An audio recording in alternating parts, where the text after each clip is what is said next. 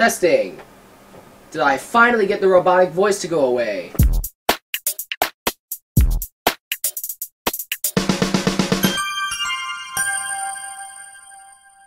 This just in, the worst internet company in the country has just bought the second worst internet company in the country. Hey, what's up guys, I'm jacobgkau from the Street, and today I am talking about something that unfolded this week, and it's kind of big. Comcast has announced that it wants to buy Time Warner. Now let me tell you right off the bat, I don't have personal experience with either of these companies. My family has always either used AT&T or Charter for our internet services. Time Warner actually does not offer service in our area, and I've never tried Comcast because, you know, why would you? But everything I've heard online about both of these two companies has been that they suck.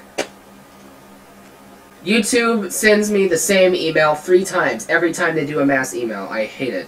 Chris Perillo has spoken very, very, very lowly of Comcast, using the word Comcastic as a derogatory phrase towards internet service. In the first, or one of the first Rooster Teeth podcasts, they talked about how crappy of a service Time Warner Cable gives. And let me say, by the way, I'm pretty sure it's Time Warner Cable involved in this deal, because Time Warner Cable and Time Warner are 2 separate companies at this point. Apparently they split back in 2009. So the details of this transaction are as follows, according to Google. Comcast, Time Warner. The deal goes down for $45 billion. Now Comcast in the past has been the world's largest internet company, largest cable company at least. Let me actually see. Alright, so we're talking about cable television when I say this part, but remember, cable companies have been some of the highest providers of internet in the past few years at least. Comcast had a 37% market share, and that was the highest market share of any of the cable companies. Time Warner had a 20% market share. So if you do some basic addition, you will find out that Comcast will now have a 57% market share. So, $45 billion sounds like a lot, but that's basically going to give them something like a monopoly in the cable industry. Now you might still say, oh, there are a lot of competitors out there. There's Verizon, AT&T, Charter, and you know, some smaller ones. But realistically, a lot of rural areas only had Time Warner and Comcast to choose from. Now, I actually thought Comcast provided wireless, like satellite internet. I thought that was what they did. They might have also had cable. I mean, they did also have cable in addition to that. So yeah, they did cable, they did satellite, and obviously satellite internet might be something you can get in places that the physical cable required for cable internet is not laid out yet. So yeah, even though like I'm in St. Louis, like the St. Louis region, and I've got, you know, AT&T and Charter to choose from. Those are the big 2 around here. Everyone I know either has AT&T or Charter. But yeah, in a lot of places, in a lot of especially rural areas, but even in just a lot of normal places, just towns and cities and stuff, yeah, Comcast and Time Warner have been the only 2 options available. So if there's only one option available, obviously that's creating a literal monopoly, and that's something the government's going to have to approve. Now, you know, I'm not going to go into government stuff, but the reasons that they might want to not approve this deal are apparent. If there's only one company in a certain region, and everyone in that region has to buy from this company, and let's be realistic, it's freaking 2014, you need internet service. You're not going to not buy internet service.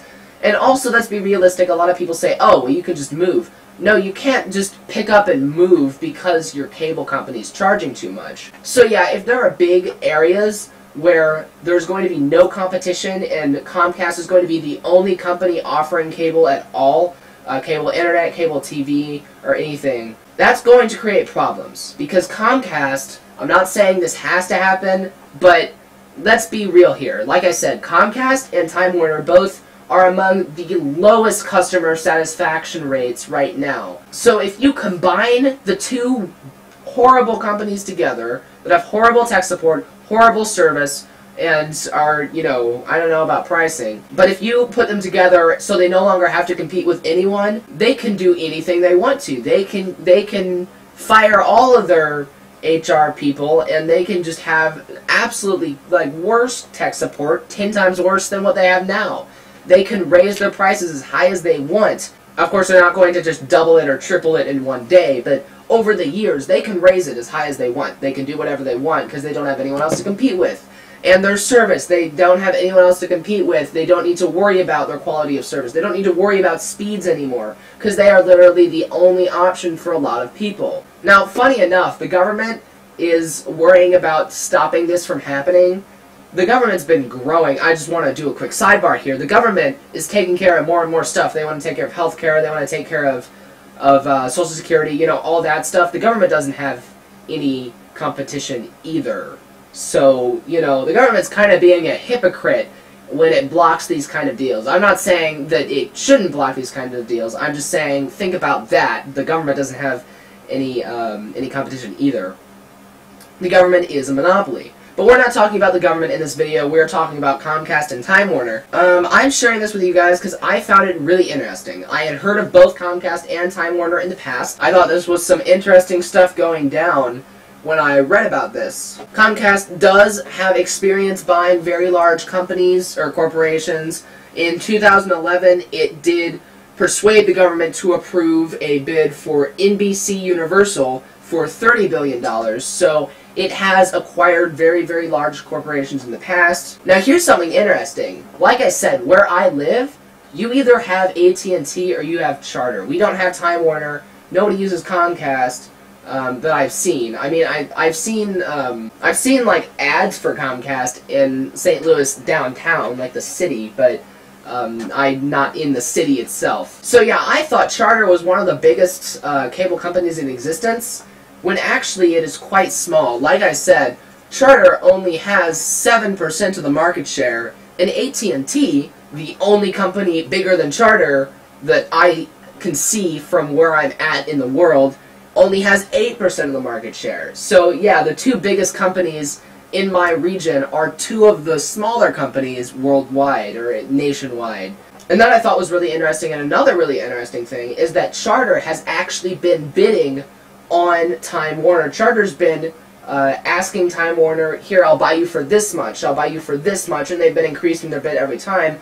Time Warner has essentially been laughing off those bids. They've been saying, no way, dude, those are way too low for us, and that's where, I mean, literally laughing them off. Now, if I look at the numbers here, Charter was ready to pay $130 per share. Time Warner suggested $160 per share. And if you don't know how this works, remember, $30 is not that big of a difference. Think about how many shares they have, though. Like, I actually don't know how many shares there are, but when you add up all of the shares that they're buying, I don't follow. I'm freaking a teenager. I'm not in the stock market.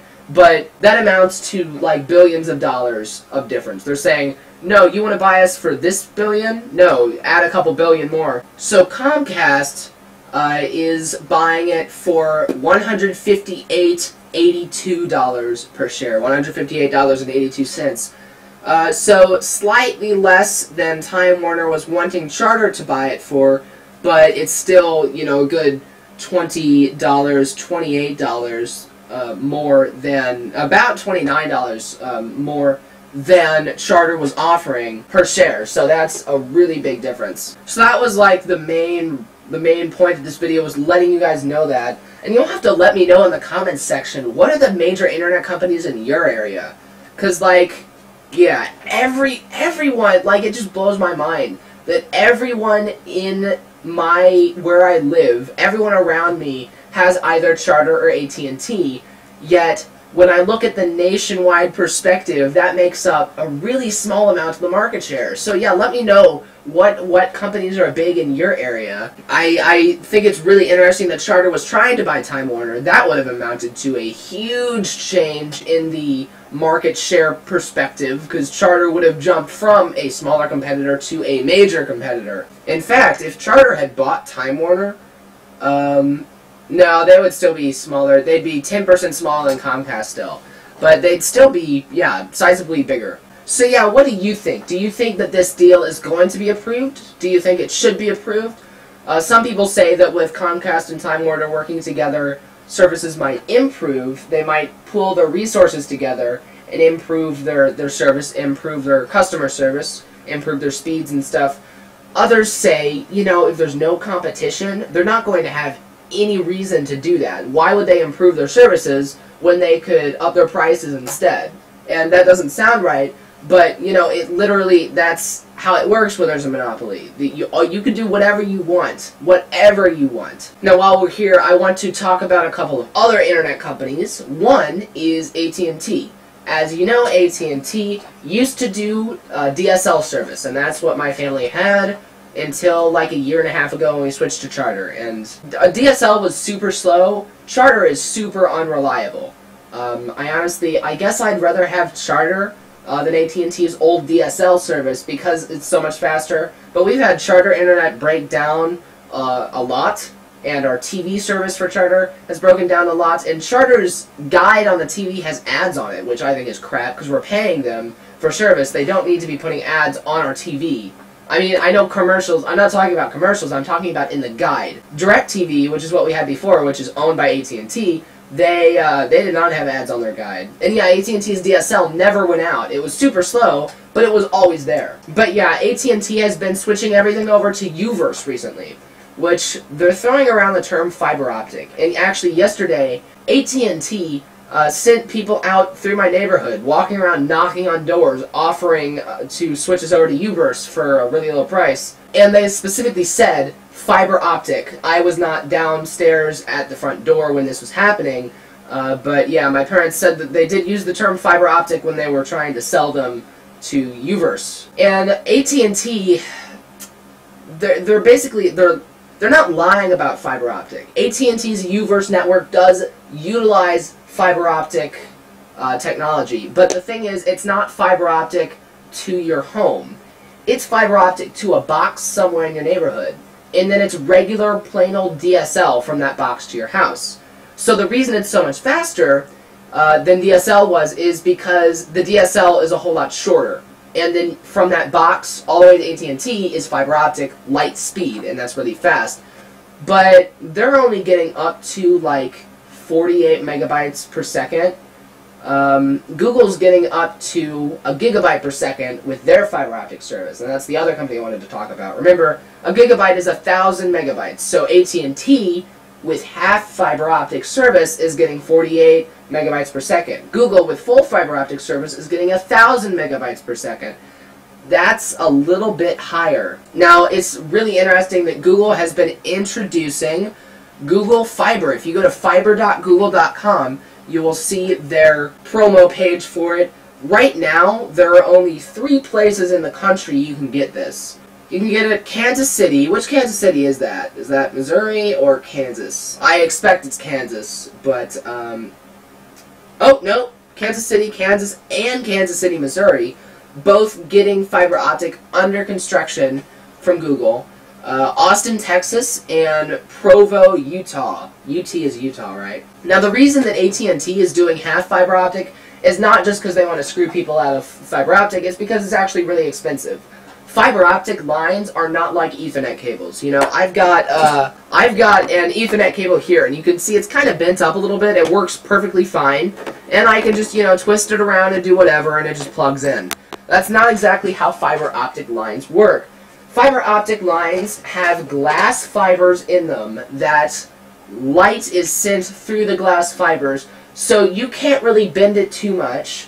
There's like different types of fiber optic cables would have different tolerances for bending, but you can't bend it too much because if you break the fibers, the light doesn't get from one end to the other end. Also, you can't just, well, you can plug them in, but the plugs are a whole lot more complicated. I actually learned how to make an Ethernet plug, or how to put one on, in an intro to computer class for my school, and you can tell that it's a really simple process because my school teaches it, and my school's technology department is not the best.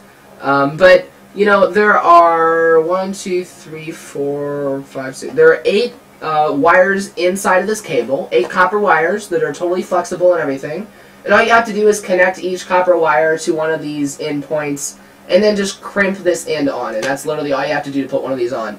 Fiber optic plugs, you actually have to basically melt the glass into the plug. And I forgot, that's not, like, melting is not the actual term for it, but I'm not sure what the actual term for it is. But yeah, basically AT&T, they are saying, okay, we don't want to spend $300 on every customer that we get, so we're just going to set up a box in a neighborhood, and then we're going to run DSL from the box to people's houses. So that, like I said, it over 10 times speed decrease just because they're doing that. Not to mention they're lying about fiber optic, because it's not fiber optic the whole way. It's partially fiber optic. They use the term fiber to the node, when what real fiber optic would be called fiber to the premises, or fiber to the home, which is what Google's doing. Is when you purchase fiber optic from AT&T, all they have to do is go to the box in your neighborhood, plug in one of these things, or plug in DSL cable into the fiber optic box and run the DSL cable to your house. Google actually goes and they plug one end of a fiber optic cable into a box in your neighborhood, and they still have a box in the neighborhood, I believe, but they do plug one end of a fiber optic cable into your neighborhood. They run the fiber optic cable all the way to your house, which costs a whole lot of money, and then they plug the other ends of the fiber optic cable into a box in your house that plugs into Google's access point that they give you. And Google is one of the biggest tech companies in existence. They're competing with freaking Apple. Like AT&T would not be anywhere without Apple with the iPhone and stuff. Microsoft and Google and Apple are like on a whole higher plane of existence than like the carriers are at. Not in terms of importance, but in terms of how much money they have, how much money they are able to use to go and do whatever the heck they want. Google has a whole lot of projects running. If you ever go and look up, just search like Google secret projects, and you'll find whole like lists and articles and websites devoted to documenting secret Google projects that are kind of actually cool. So yeah, Google actually has enough money to say, okay, if you want to rent fiber optic from us, we will let you do that, and if you cancel within 2 months, then maybe we'll lose some money, but that's okay. Whereas AT&T says, okay, for all we know, these people could cancel after 1 month. We don't want to spend that much money on every customer, so we're going to go the cheaper route. And AT&T is allowed to do that because the only person they're really competing with is like Charter. At least they are in my area. And I'm not talking about wireless. Obviously, if you haven't figured out, AT&T also does home. Oh, that's another thing. AT&T used to be a big landline phone provider. That's the phone lines, the copper phone lines. It's like this, but instead of 8 cables or 8 wires, it's only got 6 wires in it. Now that's what dial-up went through, and that's also what DSL went through. Actually, DSL does not go through Ethernet. DSL goes over the phone line physically, but in terms of technologically, it's a different protocol that allows for way faster speeds. At least I believe. There might be a hardware difference somewhere in there, but the point is, AT&T used to be a big landline phone supporter, or landline phone provider. And that's the one where if the power goes out, then you used to be able to use the phone when the power was out. And I've actually got phones in this house that don't require power. They don't plug into the wall. If you have a wireless phone, then you've got an access or a charging station somewhere in your house. That charging station plugs into the wall, and that also plugs into the phone line. And so if your power goes out, obviously the charging station doesn't work, doesn't send the signals into the phone line, so your wireless phones won't work when the power's out. But there used to be, those phones that you spin you spin the numbers. I wonder if I could grab one. I think I could grab one from the garage, but I think you all know what I'm talking about.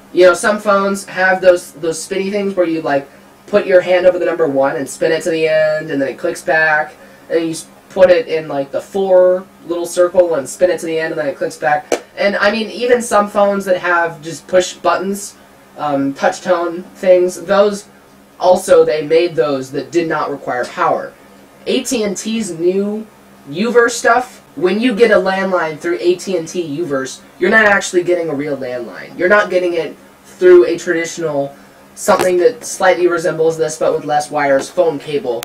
That's going through fiber optic, and then it's going through DSL. So you're actually talking through VoIP protocol, voice over IP, which is the same protocol that you use when you're using Skype. And you know, if you have Skype Premium, you can call home phones with Skype. You can call cell phones with Skype. You're using the same thing on AT&T's new Uverse network, and a lot of companies are switching to VoIP, and it all goes through the internet. It's basically, we don't have landlines anymore. When you get a home phone, it's not a landline, it's going through the internet, which VoIP actually does not work as well with like 911 emergency systems as landlines did. They can't tell exactly who's calling as easily, I don't believe. Anyway, yeah, that's really interesting. And AT&T, when you get cable through their Uverse stuff, you're not actually getting cable, an auxiliary cable. Charter, when you get cable internet, cable television, you're getting it through something called an auxiliary